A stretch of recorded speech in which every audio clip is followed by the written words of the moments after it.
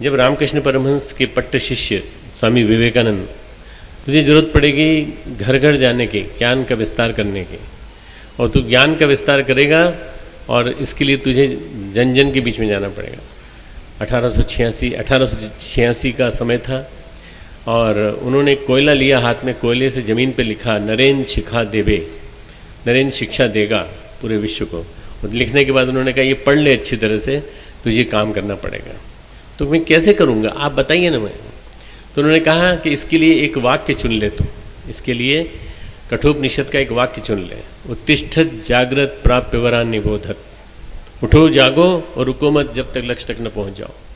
तो खुद उठना, तो खुद जागना और दूसरों को उठाना, दूसरों को जगाना, और इस सोए हुए भारत को, इस परतंत्र भारत को फिर से आज़ादी की ओर दिशा में ले जाने के लिए प्रयास करना।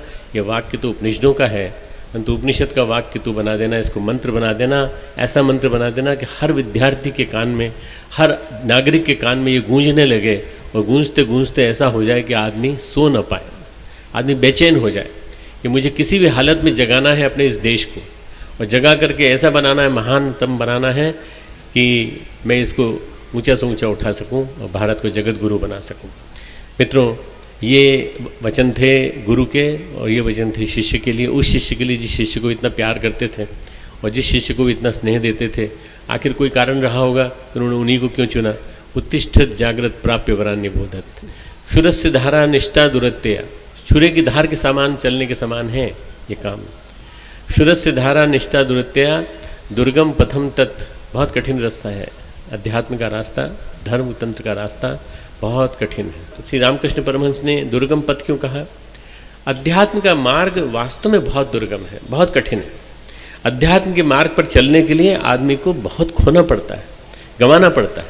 अध्यात्म के मार्ग पर आ गए तो अध्यात्म के मार्ग पर आने के बाद आपका जीवन केवल मानव मात्र के लिए जीने के लिए होगा, दूसरों के उद्धार के लिए होगा, दूसरों के कल्याण के लिए होगा, और आपको जरा सा भी चैन, जरा सा भी निद्रा नहीं लेनी है, जरा सा भी आराम नहीं करना है।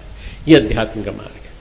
जो औरों के लिए ज़्यादा से ज़्यादा करता है और अपने लिए कम से कम लेता है, वो आदमी संत होता है, तपस्वी होता है, ब्राह्मण होता है। चरित्रवान बनना, और चरित्रवान बन करके एक लोक सेवी बनने की कोशिश करना, समाज के हर तबके को ऊंचा उठाने की बात सोचना, ये बात उन्होंने इस इशारे में कही कि तुम उठो जागो और रुको मत। इस नारे को ऐसा बना दो जैसे हम लोगों ने परम पूज्य गुरुदेव के नारे को, हम बदलेंगे युग बदलेगा को, जन जन के बीच में लोकप्रिय कर दिया।